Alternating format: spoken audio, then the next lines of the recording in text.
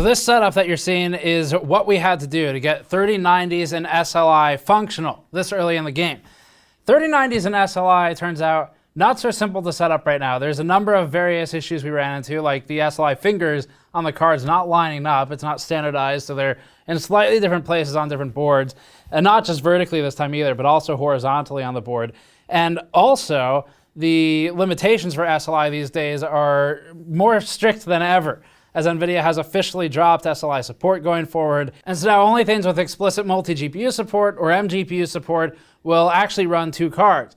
And we had trouble running some of these games that don't technically require a bridge without a bridge. We had to get the SLI bridge in there in order to get it all working. But it's there, and we'll have some 3090 SLI benchmarks today for the highest performing possible gaming setup, but one which is also not at all worth the money, but we'll talk about that. Before that, this video is brought to you by the Team T-Force Cardea Ceramic C440 M.2 SSD, available in 1TB and 2TB capacities with PCIe Gen 4 support for high transfer speeds. Team claims that its SSD can do sequential speeds up to 5 GB per second read and 4.4 GB per second write, or 750,000 IOPS for random reads and writes. Team rates its SSD for 3,600 total terabytes written, and the ceramic heat spreader directly conducts from the controller to help manage SSD temperatures under high loads. Learn more at the link in the description below. So first of all, if you're not aware, the 3080s do not have SLI support. NVIDIA has continually, generation after generation, moved multi-GPU support, at least via a bridge, higher and higher up in its chain. And now it's at the very top in what NVIDIA has itself called a Titan class card, and not available in the flagship gaming card. NVIDIA also has publicly announced that it's moving away from SLI support and supporting SLI profiles as a first party, and is putting all of that requirement onto the game developers if they want to support it, which basically condemns it to death at this point if you like multi-GPU, unfortunately. But there's still functionality in Vulkan and DirectX 12 games that have MGPU. We'll read that list to you now. It's pretty short. So official support, as stated by NVIDIA, includes Shadow of the Tomb Raider, Civ 6, Sniper Elite 4, Gears of War 4, Ashes, Strange Brigade, Rise of the Tomb Raider, Zombie Army, Hitman 1, Deus Ex, Battlefield 1, and Halo Wars 2. And then for Vulkan, it's Red Dead 2, Quake 2 RTX, Ashes again, Strange Brigade again, and Zombie Army again. Now, of course, some of these games we've even heard of, and so it's worth giving a shot at testing SLI with these. Today we're going to be talking about the power consumption for the total system. We'll talk about the 2 cards and the power consumption for that. This is something that realistically you shouldn't be doing for gaming. Maybe it makes sense to get multiple 3090s for some type of professional workload or for tile-based rendering, but a lot of those instances you don't need a bridge. Like if you're doing tile-based rendering in Blender, a bridge doesn't help you. They both render their own tile discretely. There's no interaction between the GPUs that's worth speaking of. There's no AFR or anything like that. So typically with SLI, you'd be dealing with AFR, and you don't necessarily want to send stuff through the PCIe bus, but over time, NVIDIA and AMD both have moved more towards trying to leverage MGPU, explicit multi-GPU, communication through PCIe. It's just been really slow to pick up, and over time it's actually ended up decaying in adoption rather than increasing. All right, so we need to walk through the setup because it's absolutely insane, and then we'll go through gaming numbers and through some power discussion as well. So the ridiculous setup that we did for this is right here. Basically, I had to get 2 test benches together next to each other because the SLI fingers on the Founders Edition card and the EVGA card are actually in different spots. So if we move my memory fan here, you'll see that on the board, this is positioned much further towards the slot on the EVGA card than it is on the FE, which means that it is not possible without risers to put these 2 in SLI. So at least on these 2 cards, you'll need like for like. I think Asus and MSI might move them around a little bit too. So really frustrating that that's not standardized. But my solution was to run PCIe risers. So there's a riser in each slot. They're running to this test bench, and then they're mounted in this test bench's vertical supports for the EVGA card. This one, though, since I couldn't align it like that, I shoved a piece of cardboard under it to support it, and then just positioned it horizontally how I needed to. And I've got a couple of things like these clamps in place to support the cards. For memory cooling, because there's memory on, remember, the back of the card as well. That's a major problem for this. I put this, I don't know if it's a 2000 or 3,000 RPM. Put this 3,000 RPM knock to a server fan on top of the cards blowing down. So that's feeding air into the 3090 FTW3 for the GPU, so that's fine. This GPU is plenty cool because it's got a hideously configured water cooling setup on it. Let me move these fans to show you. And then the fans are cooling the VRM and the memory, and it's at this point basically below what stock would be. So the card, despite looking like this, is performing better than stock, which means that in the purest sense of like-for-like comparisons, this obviously is not one because we're boosting the GPU a little higher by having this water block on it, but they're ultimately going to be restricted to the slowest of the two cards anyway, and you're talking a couple percent differences, so it doesn't matter. So this water block I secured, we'll show this in a separate, probably RipJ video or something, but I secured it by taking nut and bolt and running it through a heat killer water block, except the problem is there's no official mounting for this, and I didn't have anything to actually brace against the block. So I took some PCIe slot covers and I cut them with metal snips, and then I drilled a hole into the slot holes to make a bigger space for the nut and bolt to go through. And then this one down here is actually an NZXT Manta PCIe or rear IO, whatever cover. So that's how it's secured to the GPU. And then, like I said, 3 fans for cooling memory and the VRM. So those are completely fine. This is hideous and terrible and everything, but it works perfectly. So that's an upside. And then for water cooling, I just hooked it up to a 240 rad. We have this kind of floating in the office now. It's a complete loop, and it can just be hooked into any device on a whim. So it's got 2 ID cooling reject pastel pink fans on it. I think these are a couple thousand RPM, so they're actually pretty good for this. And then we have a small pump and res alpha cool radiator. It's one of the thicker radiators. So it's not complete overkill, but the reason this is set up the way it is because I was having even more difficulty lining these 2 cards up with the FE cooler on the 3090 FE. And so in order to get them lined up really well, it was just easier to take the whole thing apart and do this instead. Believe it or not, that was actually, in fact, easier to do. So then we kind of position this one in here like that. That blows air in between the 2 cards, gets the back side of the memory, gets the VRM on the right side, and then we're good for cooling. In terms of the rest of the configuration, so test bench is on this bench platform. Risers run to this bench platform, and they're butted against each other, so it takes a lot of space just for this.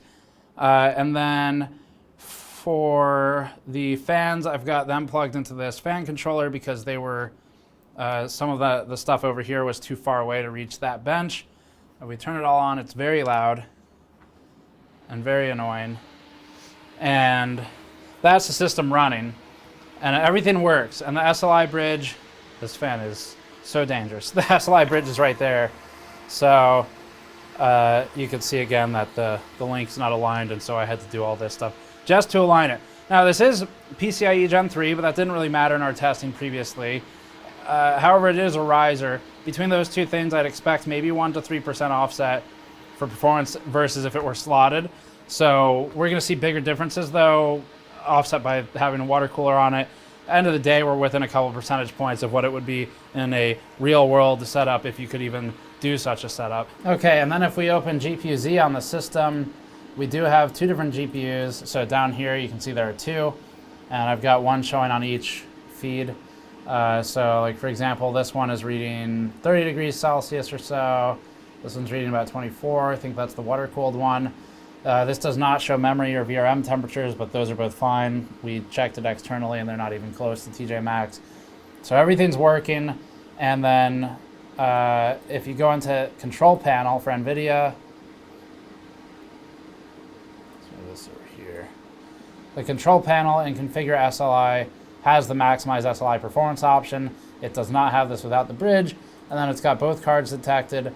And then for mGPU games, we actually had issues getting them to work without a bridge because it wouldn't run both cards. I don't know if that's an NVIDIA thing or what, but it works now with the bridge connected. So before we get into the game benchmarking, I'm gonna run Port Royal. Port Royal definitely works with this. This is the application Jay is doing the RipGN series with, so we're gonna respond with a RipJ. This content is not meant to respond to him. It's an SLI benchmark. but I figure we'll just go ahead and get one of these benchmarks in while we have it all set up and give Jay something to do. So that's the end of the Port Royal run. 26,257. I think Jay's current score is like, I don't know, 14,500 or something. So Jay, off to you, I guess. I'll probably respond with a single card anyway and do some more extreme overclocking with it. But for now, this is not even overclocked. I've not touched precision, haven't done anything. We just plugged the cards in and ran them. So this is like I was about to say zero effort overclock, but you saw the bench. So maybe not quite zero, but I haven't done any actual effort on it. So it's a pretty good starting point. All right, that's enough of that. Let's get into the gaming benchmarks. We'll start with the one with the most exciting of the gains, but the least exciting as a game. Strange Brigade is one of the better optimized games out there and also supports explicit multi-GPU. And it's also extremely popular, with an average of 33 players at any point in all of August. There are nearly as many players in Strange Brigade as Linus has employees, so we know that this game is well loved by gamers in the community. Starting with 4K and Vulkan, the RTX 3090 SLI configuration ran 363 FPS average, with lows also scaling well. We didn't have any microstutter issues and measured 243 and 233 FPS for the lows. That's an improvement of 93% over the 3090 FE stock card, bearing in mind that we've also improved the cooling of the 3090 FE, and so we'll gain maybe 1 to 3% performance from those changes. Either way though, north of 90% is good scaling, and that's what has made SLI so appealing for enthusiasts in the past. But this game is an exception, not the norm, and NVIDIA's abandonment of SLI profiles going forward only further reduces the chance of this being worthwhile ever. At 1440p, the chart scale had to be adjusted yet again. Sorry that these are even less legible than normally, but having one item at 472 FPS average blows out the scale. This is versus a single RTX 3090, where the improvement is about 70%. We started to become bound by other factors towards the top end of that scale, but it's still better scaling than we've seen in a lot of games previously. Lows aren't improving proportionately to the average, but we also aren't seeing micro-stuttering or game-breaking issues. At 1080p, it's clear that we're bottlenecked by the CPU. We already mostly were, but now it's evident. In the very least, this proves to us that this particular application has a lot more room for single card benchmarking. We'll quickly look at DX12 for Strange Brigade as well. At 4K, we ran 319 FPS average here, so the frame rate is lower than with Vulkan, but the scaling is technically better. With DX12, performance climbed by 98% over the single 3090 FE stock card. At 1440p, frame rate was 390 FPS average, so that's a 41% uplift. We're bouncing off the CPU limit again, which we saw in 1080p testing, but it's not worth showing another bottlenecked Strange Brigade chart, so let's move on to a game people have actually played. Red Dead Redemption 2 is next. Starting with Vulkan for this one, the RTX 3090 SLI configuration had about 50% uplift at 155 FPS average versus 104 FPS average for a single card configuration. We did not observe any microstutter or other AFR issues during our test passes. The uplift isn't anywhere near what Strange Brigade was offering with its 98% uplift, but it's something. There is something there. 50% for an extra $1,500 though is hard to really care about, especially considering NVIDIA is putting future SLI support on game developers, so it's basically doomed anyway. At 1440p, the 3090 SLI configuration maxes out at 175 FPS average, just a 17% uplift over the single card. We're becoming bound here. We won't bother with 1080p for the same reasons as before, because they were equal due to the bottlenecking. And just as a notice, SLI for these cards does not work in Red Dead with DirectX 12.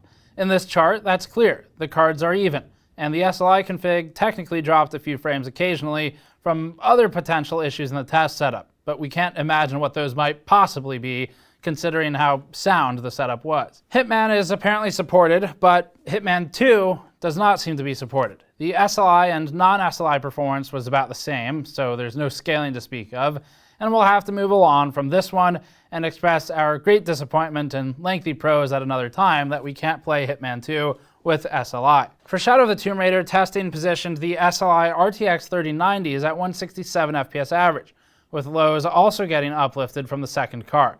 Improvement versus a single card was about 60% here, and for future reference, we've observed a CPU limitation of this game as becoming imposed around the 180 FPS marker. So there's still some room to scale on the CPU. SLI improvement is just limited overall for this title, although it gets credit for at least being present. It certainly isn't worth $1,500 for a second card though. At 1440p, the scaling dies and performance stops increasing. Maybe this is the scenario where NVIDIA's fabled single card 8K gaming could actually be a reality, except for the part where it takes two cards.